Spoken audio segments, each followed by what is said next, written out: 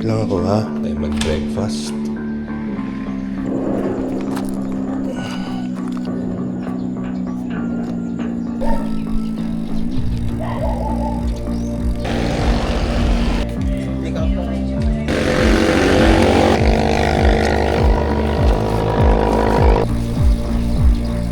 Yan, 5-ish in the morning. Barangay Lipit. Dito tayo pumapasok sa left side. I'm late! Oh no! Problema ko dito. Nung pinalitan ko nitong nut, flat ako. Feeling ko maluwag to eh. Ayoko lang masyado sigipan kasi delikado, wala akong gamit. Pero hopefully okay. Hindi ko rin naman kailangan na masyado matigas kasi gravel ako mamaya. Okay. The Rock Bros. You rock.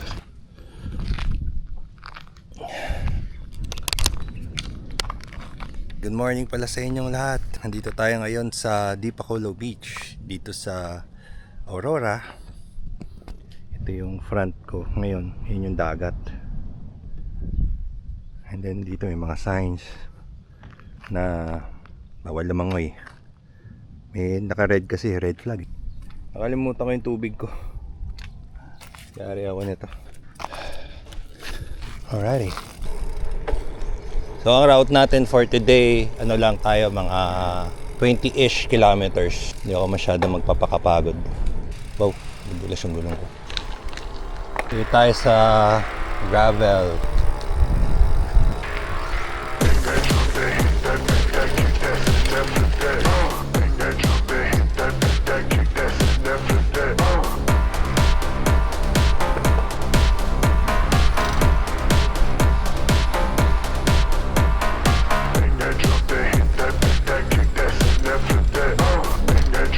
Gusto ko dumadaan dito because of this. Sarap! Yay! We made it!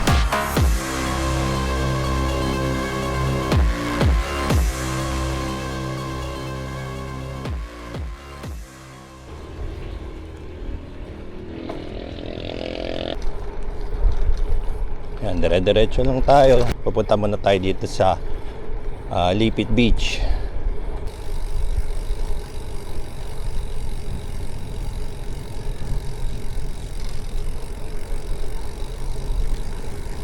Dami nagbebentahan dito ng mga properties.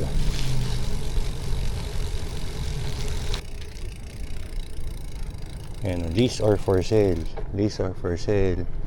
Ito din, for sale, for sale. Dami nagbebenta. Ito yung beach, right side. Ganda. Ganda ng weather. Not so init pa. Coconut trees on the left. And my tire is parang flat. Shit. Alrighty. Hindi ako masyado nagpupunta dito, promise. Dulo na to eh. Oh, ito yung natatanaw ko doon sa kabilang side. Okay. Hindi natin tubig dito.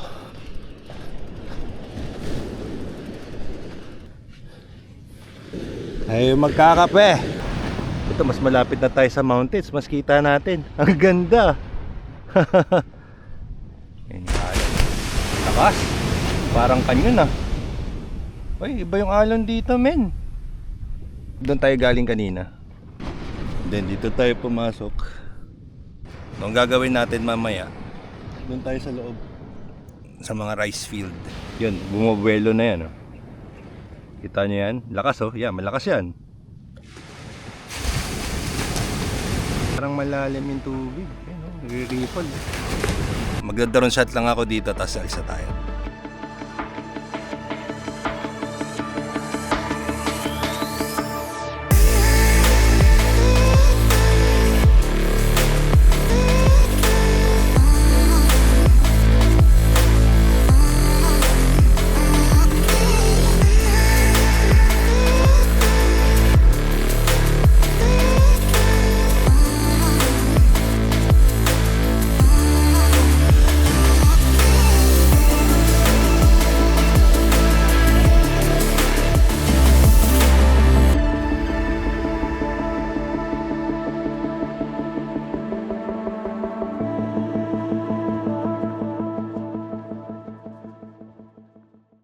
Okay, balik na tayo friends. Pusa tayo doon. Pasok na tayo sa inner. Yung route ko na plinat.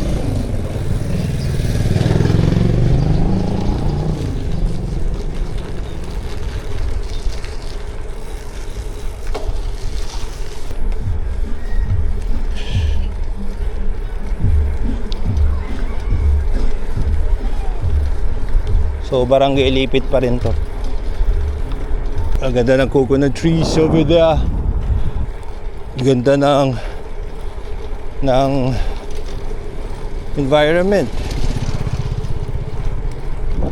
Ayan, no? From left to right. Nakita niyo yung beach kanina doon sa Dipakulaw.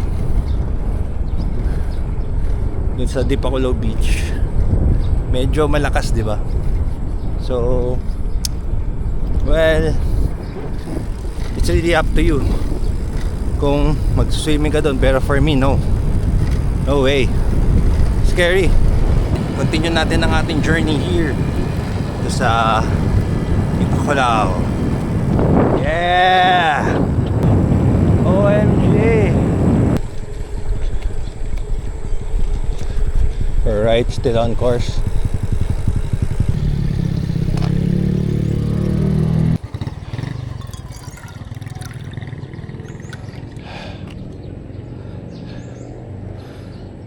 Taas.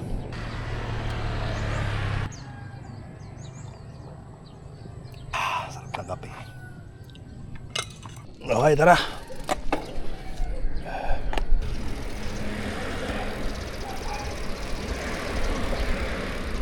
Careful.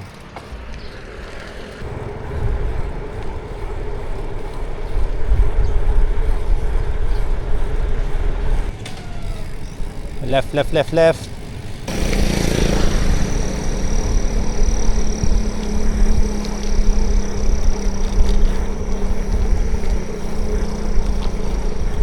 Oh no! Hoy! Yari ako dun ah. Gulat ako dun ah. Gustong gusto ko yung view dito. Open area, tapos may mga bundok, ganun.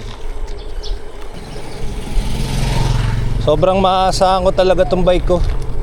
So far, I have no regrets dito sa bike ko na Giant Revolt.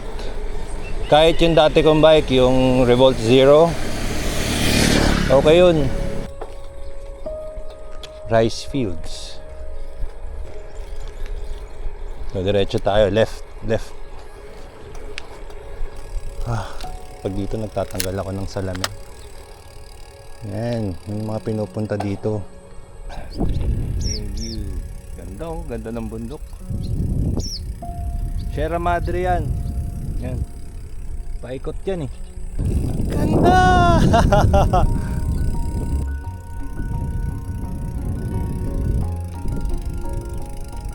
Meron akong earlier video nito. Panoorin niyo yun. Maganda din yun. May drone shot ako at that time. Ngayon hindi ninanamnam ko kasi. Morning! Yun? Aso mo yun? Saan punta? Ingat ka. Wow!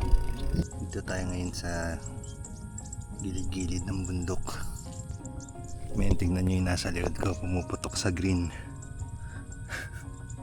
You did well today. Narinig mo yung mga ibon. Tweet, tweet, tweet, tweet, tweet, tweet. Mga ibon yan na maliliit. Patambay lang ako dito mga 1 hour. Depende. Inom ng tubig. Then tahimik ka lang. Then maririnig mo yung mga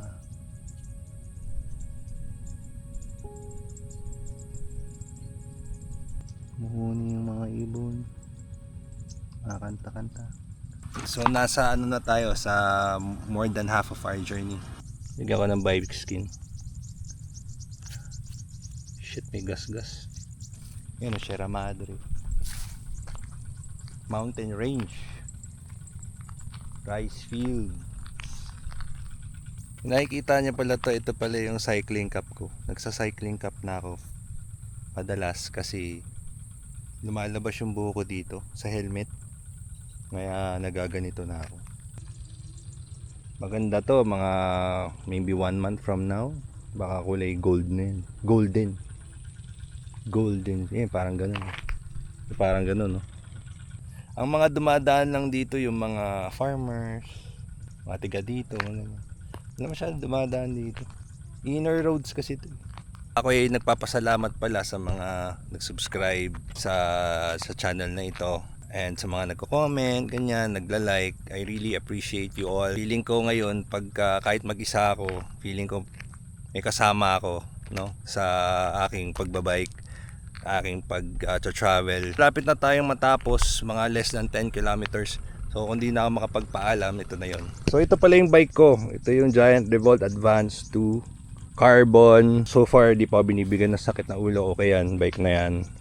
And mas magaang yan ng more or less mga 1.5 kilos do sa dati kong bike. And so far okay naman yung performance, lalo na pag nag-uphill ako. May magaang yung bike, hindi ako masyadong napapagod. So malaking bagay yan, no? Malaking bagay ito. Maybe in the future makasali ako sa mga gravel race or gravel events at masubukan ko lalo yan. So yun lang, game na tayo. Less 10 kilometers.